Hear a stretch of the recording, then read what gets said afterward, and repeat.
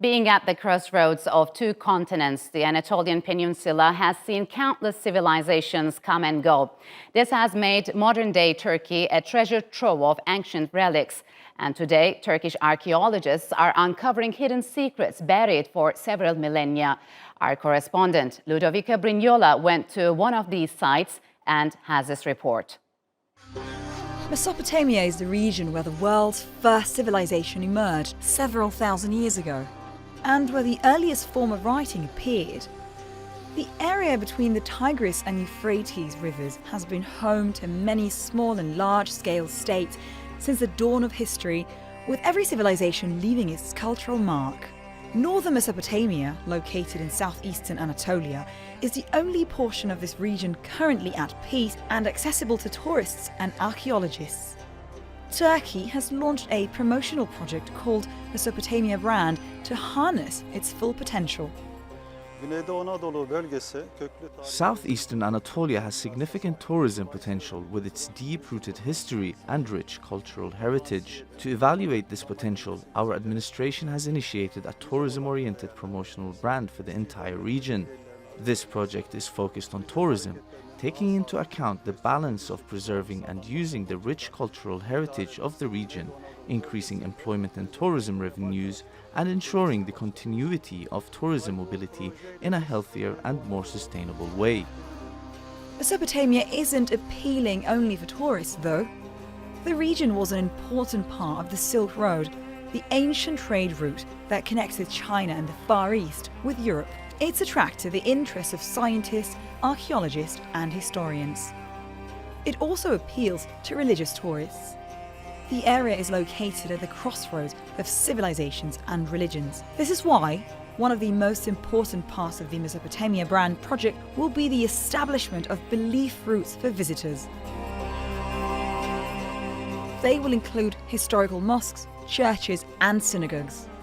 Simultaneously, the country plans to increase the number of archaeological excavations after a few breakthrough discoveries were made last year, including those here in Göbekli Tepe. Archaeologists working at the Neolithic site in northern Mesopotamia have uncovered the world's first man-made temple and the oldest structure ever found. Its massive carved stones are about 12,000 years old and were also used as an astronomical observatory. They have a similar layout to Stonehenge, but the site is thought to be 50 times larger. Last year, 11 new major hills were discovered around the area, which the Minister of Tourism now refers to as the Pyramids of Southeast Turkey. The first excavation began in 1995 under the direction of the Ministry of Culture and Tourism and archaeologist Klaus Schmidt, and continues to this day. Huge T-shaped stones were uncovered in Göbekli Tepe, symbolizing the man we saw behind us. In Sanliurfa, there are other Neolithic centers outside Göbekli Tepe. Studies are ongoing. In this sense, Sanliurfa will become the Neolithic center of the world. Other important discoveries were made in Mesopotamia last year, such as a 1,600 years old church in Mardin province in southeastern Turkey. It dates back to its Syrio-Christian period. Thanks to its multi-ethnic past, northern Mesopotamia could also be an important starting point for inter-religious dialogue in the Middle East. It's an area that's important in Armenian, biblical, and Islamic history. Some cities in the region are a testament to this. Sanliurfa, for example, is called the City of Prophets. According to Jewish and Muslim traditions, it is the hometown of Abraham, the patriarch of Judaism, Christianity, and Islam. It is also considered sacred by Armenians, who believe the city is where the Armenian alphabet originated. 2021 could mark the beginning of a new cultural era for northern Mesopotamia, which could in turn become one of the main drivers for Turkey's economy and tourism. Ludovica Brignola, Straight Talk, Sanliurfa. And joining me now from Ankara is Thomas Zimmermann. He is an associate professor at Bilkent University's Archaeology Department, and from Sanliurfa in southeast Turkey, Mehmet Uncu. He is the general manager of Sanliurfa tourism development. Gentlemen, welcome to Straight Talk. It's good to have you on the program. Mehmet, where does Turkey's Mesopotamia project stand now, and how is it going since its inception? What Turkey aims to attain with this project, actually? Mesopotamia project goes back 2014. It started with a Southeastern Anatolian project, the regional directorate. They are managing the project with close collaboration with Ministry of Culture and Tourism. It goes back there, and they already spent like a huge amount of budget to make it possible to create the tourism products and make it viable for the world. The project aims to open a new destination of Turkey, because we know that the main idea of bringing more tourists, we need to open new destinations, unique destination, and Mesopotamia is one of those destinations, which is covering 9 provinces in southeast of Turkey. Mm-hmm. And in the middle of this province, Sanliurfa is in the middle, and Mesopotamia goes back. I mean, it's the co-creative process of the human creativity. Yes. It goes back 12,000 years, and that's why it's one of the main destination point of Turkey. Yes, Thomas, as you know, Southeastern Anatolia has a significant tourism potential and has been attracting tourists. At the same time, it has been a hotspot for scientists, archaeologists, and historians throughout the history. How could this potential expand it further? Well, you're perfectly right. Southeast Anatolia was always a hotspot for research, not only for the past decades, but since there was this concept of so-called biblical archaeology, which is now, of course, very much different. So to rediscover sites which are mentioned in the Bible, for example. Mm-hmm. This was one of the major objectives there.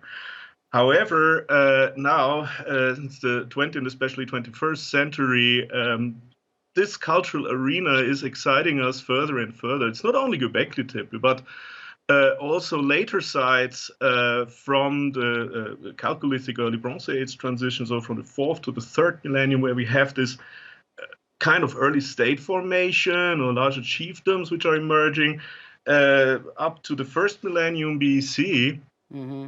In the Iron Age, where we have the remnants of the once greater Hittite Empire, and what we witnessed there, this process of disintegration and reintegration. This is all quite fascinating for us as archaeologists. However, for the audience at large, there is this huge potential, which is not necessarily limited to the very ancient sites, but also later sites, which are in focus in archaeology, but have the potential also to be presented to a greater audience, because there are things to see, there are things to experience, to yes. touch. There's the architecture and alike. So that would be great to have here also the interest of the greater public reinvigorated and focusing more on this particular region. Yeah. So, Mehmet, how could such a project help people find new jobs and interests in the region, which also covers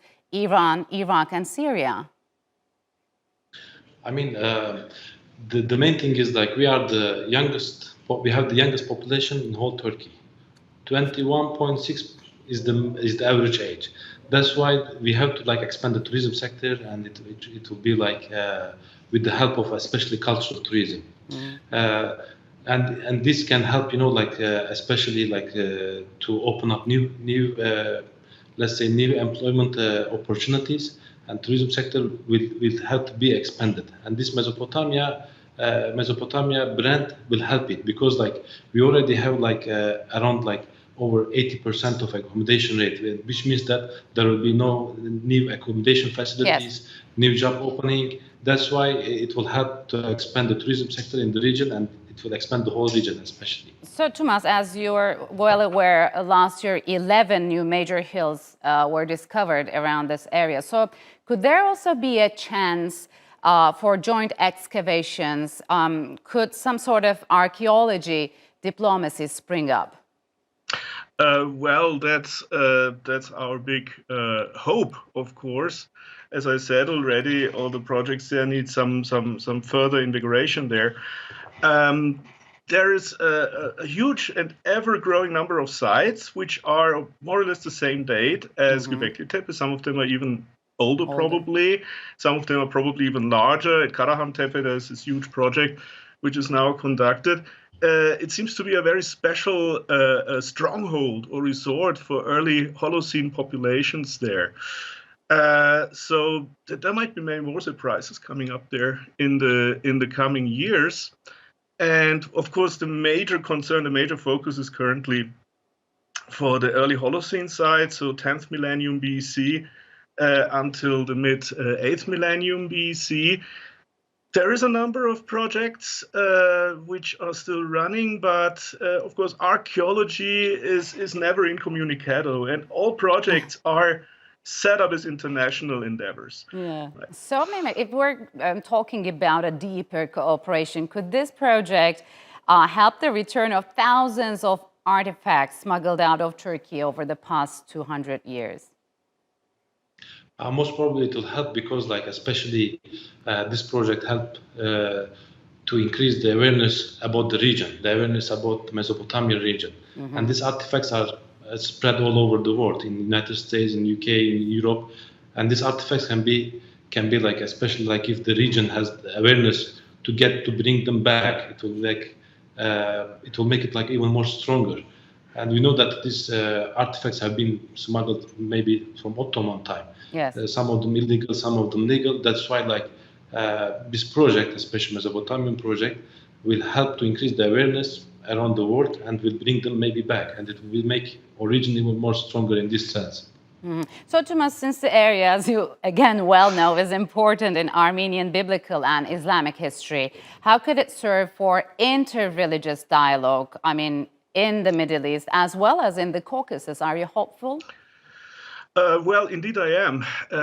Well, the point is, in an ever-secularizing world, people are looking for kind of, let's say, spiritual hotspots where they can visit and revisit mythical tales and also reconcile this with their own experiences from childhood. That becomes more and more important also in the scope of a more sustainable tourism. And I think people now, especially in this period, whenever this pandemic issue is over, people will travel more consciously. I think that's what will happen, and people will look for such sites that they have some very deep connection with from their childhood days onwards, what they learned in school or what they heard about it, and just to experience these places. And it doesn't really matter, I think, whether they're very, very pious people or very, very devout retainers of a specific faith. It's just this experience they want to have, and this region has an incredible potential to serve this purpose, I think. All right, gentlemen, we'll have to wrap it up here. Thank you very much for joining us on Straight Talk, and Mehmet, good luck with the project.